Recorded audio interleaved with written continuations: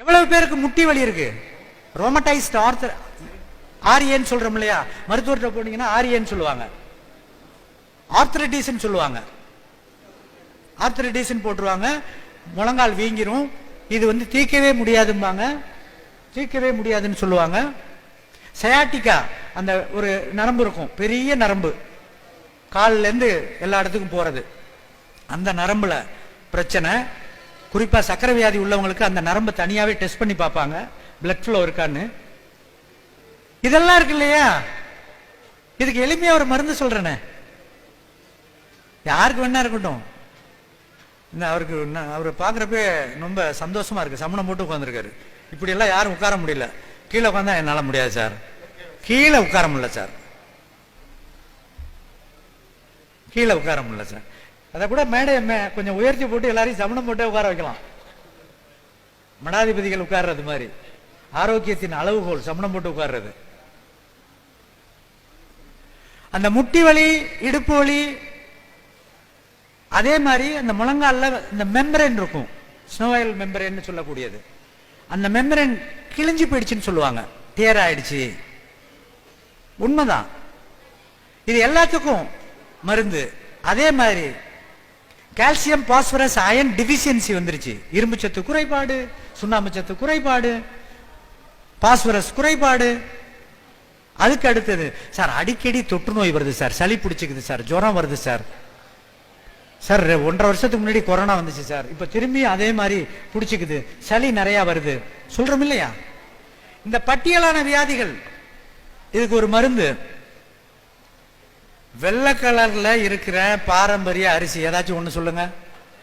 வெள்ளை கலர்ல இருக்கிற பாரம்பரிய அரிசி, தூயமல்லி, ஜீரக சம்பா, கண்டகசாலா, ஆத்தூர் கிச்சடி, கருடன் சம்பா வராது. கருடன் சம்பா சிகப்புல வெள்ளை இருக்கும். வெள்ளை கலர்ல நான் பேர் சொல்றதை நிறுத்தி ரொம்ப நாள் ஆச்சு, நெல்லுக்கு பேர் சொல்றது இல்ல, பேர் சொன்னா தப்பு நடக்குது. சிகப்பு கலர், வெள்ளை கலர், கருப்பு கலர்னு சொல்லிட்டு போயிடுறேன் நான். ஏன்னா அதுல டூப்ளிகேசி வருது, உழவர்கள் ஜெயிக்க மாட்டான், சாப்பிட்றவனும் ஜெயிக்க மாட்டான், தப்பு நடக்குது. வெள்ளை கலரில் ஒயிட்டின் கலர் பாரம்பரிய அரிசி, அதை தீட்டாமல் எடுத்துக்கொள்ளுங்கள். தீட்டாம அந்த அரிசியை எடுத்துக்கிட்டு சும்மா கொஞ்சம் இருந்தா போதும், ஒரு 4 விரல் அழுந்தீங்கன்னா எவ்வளவு வருதோ அதை தண்ணியில போட்டு ஒரு கஞ்சி மாதிரி காய்ச்சி அப்படியே ஆற வச்சு, லேசா வெது வெதுப்பா இருக்கு பாருங்க, லேசா வெது வெதுப்பா இருக்கிறப்ப அந்த தண்ணியில புளிய மொட்டை இருக்குல்ல, புளிய மொட்டைய சின்ன வயசுல இருக்கிறப்ப நான் பள்ளிக்கூடத்துக்கு போறப்பெல்லாம் டெய்லி 1-2 புளிய மரத்தில் எடுக்கிறப்பெல்லாம் புளிய மொட்டை வாயில இருக்கும். இங்க மேடையில் இருக்கிற வெகு பேர் அதை சாப்பிட்டவங்களா இருப்பீங்க. அந்த பையனை புளிய மொட்டையை சாப்பிட்டிருக்கியா? சாப்பிட்டிருக்கியா? அவங்க பெற்றோர்களுக்கு வாழ்த்து. புளிய மொட்டையை எடுத்து சட்டியில போட்டு வறுத்து நல்லா ஓட தட்டி எடுத்துட்டீங்கன்னா உள்ள இந்த பருப்பு இருக்கு இல்லையா, ஒயிட் கலர் பருப்பு இருக்கு இல்லையா, அந்த பருப்பை பவுடர் ஆக்கி ஒரு டப்பால வச்சுக்கோங்க, ஒரு டப்பால ஒயிட் கலர் பவுடரை வச்சுக்கோங்க. மஞ்சள் இருக்கு இல்லையா, மஞ்சள் நமக்கு என்ன தெரியுமா கேள்வி வரும், சார் தேய்ச்சி மூஞ்சுக்கு பூசிக்கிறதா சாப்பிட்றதா? எல்லாத்தையுமே சாப்பிடலாம், கிழங்கையும் சாப்பிடலாம், விரலியும் சாப்பிடலாம், எல்லாமே எடிபிள் தான். ஏதோ ஒரு மஞ்சள், ஆனா இதெல்லாம் இயற்கை விவசாயத்தில் விளைஞ்சதா இருக்கும், உங்க கொள்ளையிலே போடலாம். நெல்லுக்கு என்ன தெரியுமா பெரிய பிளஸ், நெல்லோட சேர்த்து வளரக்கூடிய ஒரு 9-10 தாவரங்கள்ல மஞ்சளும் ஒண்ணு, வசம்பு ஒண்ணு, இஞ்சி ஒண்ணு, கரும்பு ஒண்ணு, இதெல்லாம் அதோட சேர்த்து வளர்க்கலாம். பொங்க கரும்பெல்லாம், கரிகாய்கள்ல சுண்டக்காய், பப்பாளி, நாட்டு மாதுளை, நெல்லிக்காய், இதெல்லாம் நெல்லோட சேர்ந்து வளரக்கூடியது. நெல் ஒண்ணுக்கு தான் சயின்டிபிக் ஃபைண்டிங்கே சொல்றேன் நான். நெல் விளையிற காட்டுல மட்டும்தான் எல்லா பயிர் உயிரினங்களையும் அரவணைச்சு அந்த மண்ணை வளப்படுத்துறதோட அங்க இருக்கும் விலங்குகள், மண்வாழ் நுண்ணுயிர்கள், அதை உண்ணுகின்ற மனிதனை வளமா வச்சுக்க கூடியது நெல்லு பயிருக்கு மட்டும்தான் சாத்தியம். மற்ற பயிர்களுக்கு நெல்லை போல் கிடையாது. நமக்கு என்ன திணிக்கப்பட்டிருக்கு, புஞ்சையில் இருக்கிறதுல சத்து நிறைந்தது, மாற்று கருத்து இல்ல. மண் வளத்தையும் உயிர் பயிர் பயோடைவர்சிட்டிங்கிறோம் இல்லையா, இதை நெல் பயிரை ஒரைசா சட்டைவாவுக்கு இணையாக வேற எதுவும் கிடையாது. உலக அளவில் ஆய்வு இது வந்துருச்சு. அங்கதான் கால்நடைகள் இருக்கும். இப்ப கால்நடையை வளர்க்கறதுனா சாணி யாரு அல்றதுங்கிறாங்க.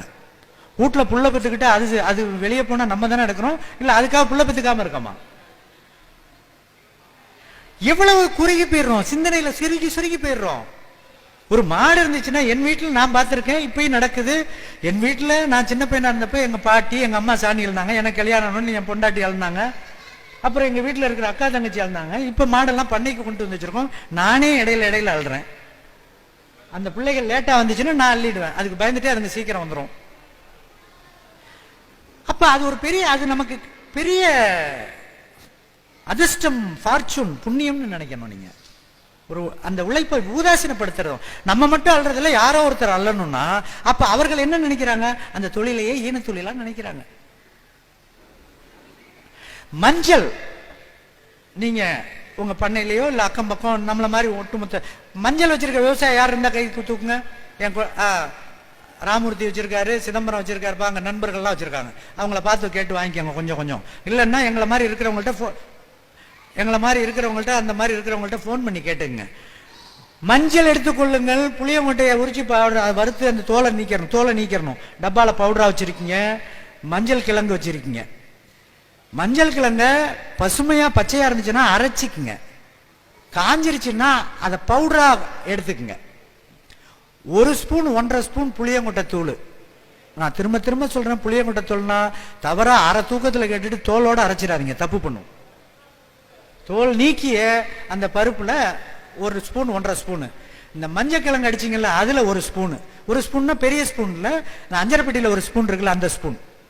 இது ரெண்டையும் எந்த தண்ணியில போட சொல்றேன், சூடா இருக்கிற பாரம்பரிய வெள்ளை அரிசியில் வெந்து அதுல இருக்கிற, அது நீராகாரம்னு வச்சுக்கோங்க, ஆனா சூடா இருக்கணும். அந்த ஹாட்டா இருக்கிறதுல அதை போட்டு கொஞ்ச நேரம் வச்சிருந்துட்டு, சிலவர்கள் அதுல போட்டு சூடு கூட பண்ணிக்கலாம், ஒன்றும் தவறு பண்ணாது.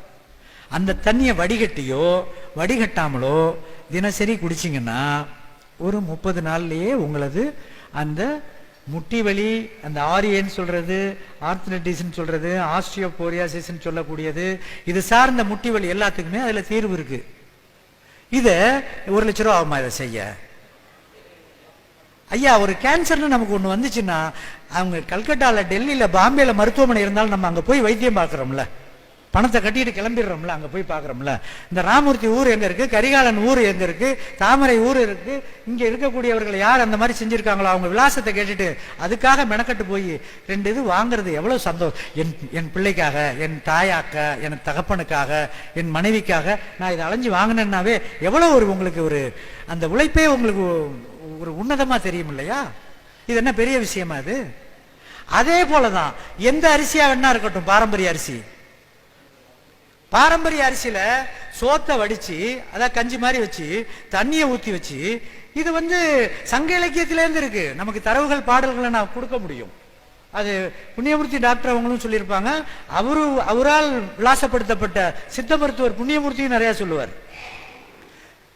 அந்த உலையில ஒரு மண்பாளையில வச்சு அந்த கஞ்சி இருக்கு இல்லையா, அதான் பூஜை அறையில உங்க சாமி ரூம்ல அங்க வச்சிருந்து ஒரு பிரிமனையை போட்டு வச்சிருந்துட்டு, நீங்க வேணுங்கிறப்ப எடுத்து சூடு பண்ணி அதுல இருந்தே திருப்பி நீங்க குடிக்கிறது சர்வரோக நிவாரணி. அதுக்கு பேரு மறு உலை கஞ்சி. இது எந்த அரிசியில? பாரம்பரிய அரிசி. பாரம்பரிய அரிசியில நீங்க சும்மா விட்டாலே வளர்ந்து சாஞ்சிருது.